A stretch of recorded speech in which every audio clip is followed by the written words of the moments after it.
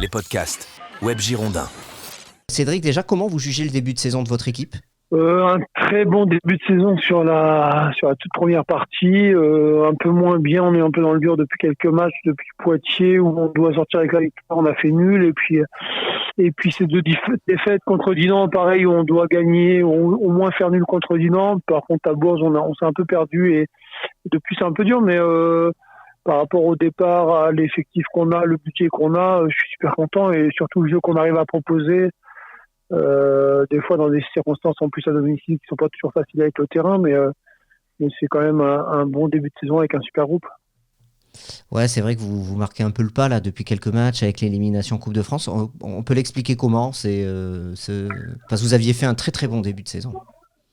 Ouais, on était sur des bons principes, on avait beaucoup de fraîcheur, beaucoup de jeu aussi, de possession, mais aussi de verticalité. On arrivait vraiment bien à jauger en fait les différentes phases de jeu.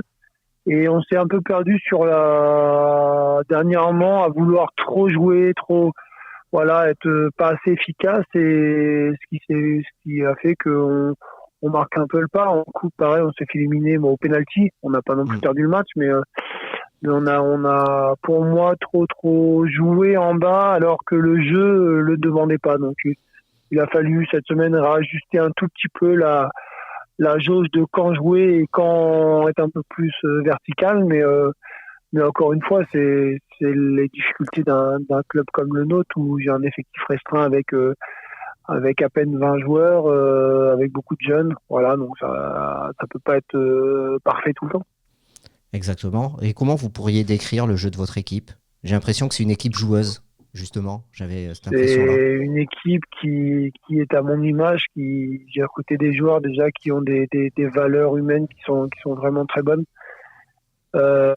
Côté une équipe qui était capable de jouer, de repartir de derrière, d'être disponible, et c'est ce qu'on a créé et forcé depuis la reprise, c'est-à-dire que quoi qu'il arrive, on doit sortir sur des situations, même en bas, sur des situations de pressing, on doit être capable de pouvoir ressortir avec du jeu à 2, à 3 et sur des ressorties. Donc ouais, c'est une équipe joueuse qui est généreuse. Maintenant, ça demande beaucoup d'énergie et physiquement, là, on le paye un petit peu sur la fin. Quel est l'objectif de votre club cette saison ?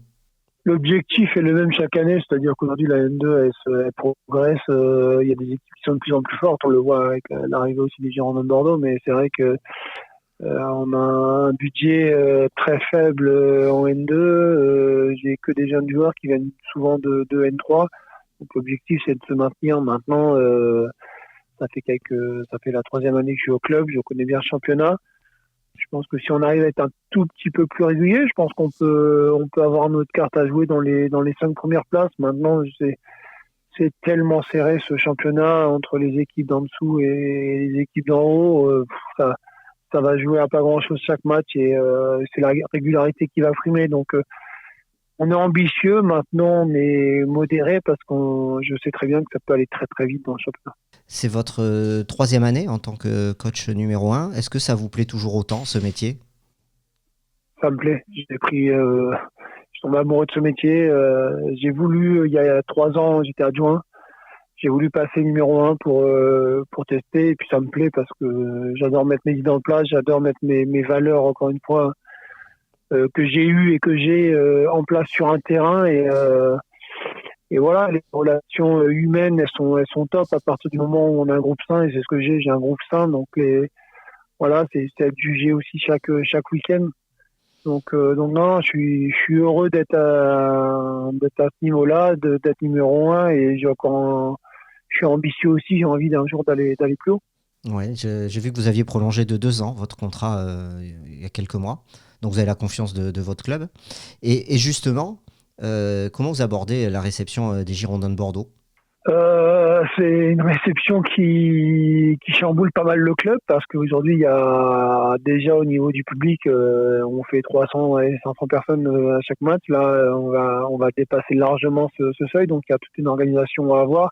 Donc nous, ça, au quotidien aussi, on voit beaucoup de gens passer, beaucoup de gens nous parler du match. Donc Donc bien sûr qu'on a la tête à ce match. Maintenant, ça reste une équipe de championnat qui est comme nous et qui aujourd'hui ils seront sur le terrain. On sera 11. Pour moi, j'ai pas de complexe à avoir avec cette équipe-là. Maintenant, ils ont des ressources qu'on n'a pas déjà en termes de nombre, en termes de qualité.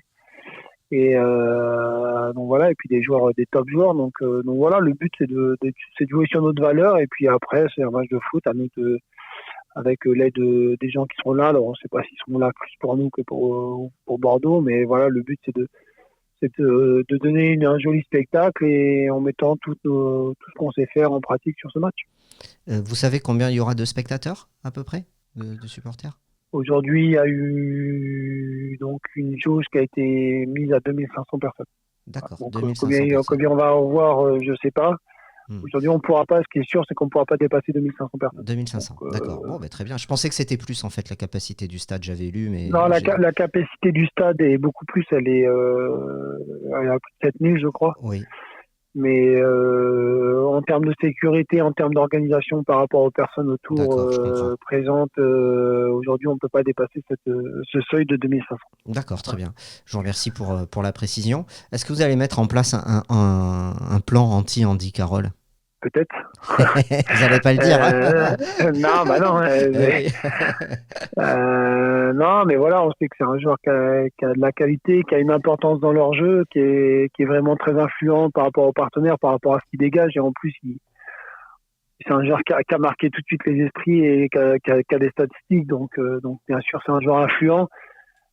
Bien sûr, on mettra une attention particulière pour ce qui est du plan de jeu. Je ne le dévoilerai pas, mais je vois son courant. On a travaillé toute la semaine dessus.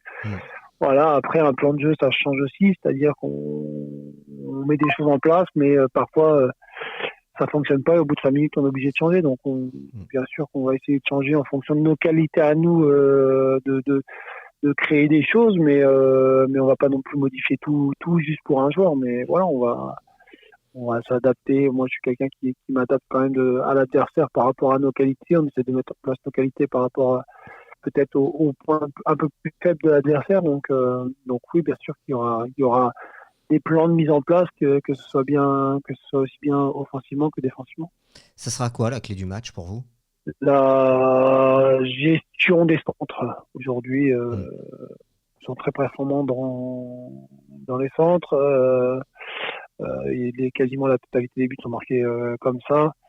La clé va être aussi de déverrouiller un petit peu leur système défensif, parce que c'est ce que j'ai retrouvé sur cette équipe de Bordeaux. C'est vraiment une équipe de haut niveau, c'est-à-dire qu'il y a une tactique qui est bien en place défensivement et chaque coup est joué à fond.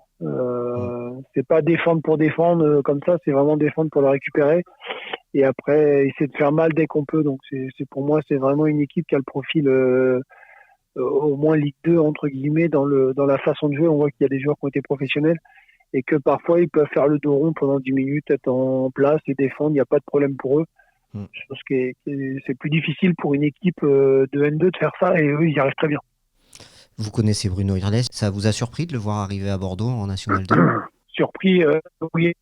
Je sais que en lisant les journaux, Bordeaux cherchait un entraîneur qui avait de l'expérience plus haut. Il n'y a pas non plus 150 000 entraîneurs qui sont sur le marché, qui de N2 entre guillemets, qui ont connu le niveau plus haut. Donc voilà, surpris, oui et non. C'est un entraîneur qui fait partie des très bons entraîneurs français, donc et puis qui est parti sur une aventure.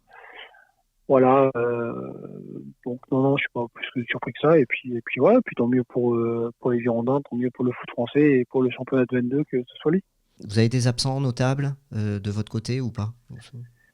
On a Lucas Capou qui est un titulaire quasiment depuis le début de saison, qui s'est fracturé le doigt il y a une semaine, donc qui sera absent. Voilà. Le reste, peut pas jouer. Le reste, on a ce sera des choix de ma part, mais il n'y aura pas d'absent spécial. Bon, super. Je vous remercie, Cédric, d'avoir répondu à mes questions. Avec un grand plaisir. Pour ceux qui nous ont écoutés et ceux qui vont vous lire, je vous souhaite un bon match. Et puis peut-être qu'on se reparlera dans la saison. Voilà. Pas de problème, merci. Allez, merci Cédric, au revoir, bonne journée. Au revoir.